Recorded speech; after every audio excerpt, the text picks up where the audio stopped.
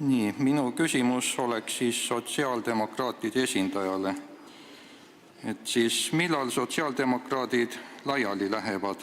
Sest on täiesti selge, et Eesti ei vaja mitte mingil kujul sotsialismi, sest sotsid ei tea majandusest midagi ja ka muus osas on nende tegevus üksnes destruktiivne.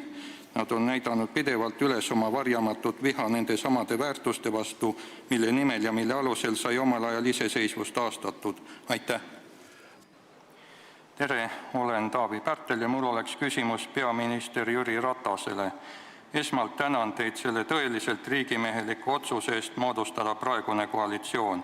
Kuigi opositsioon arvab midagi muud, on just see koalitsioon Eestile praegu parim.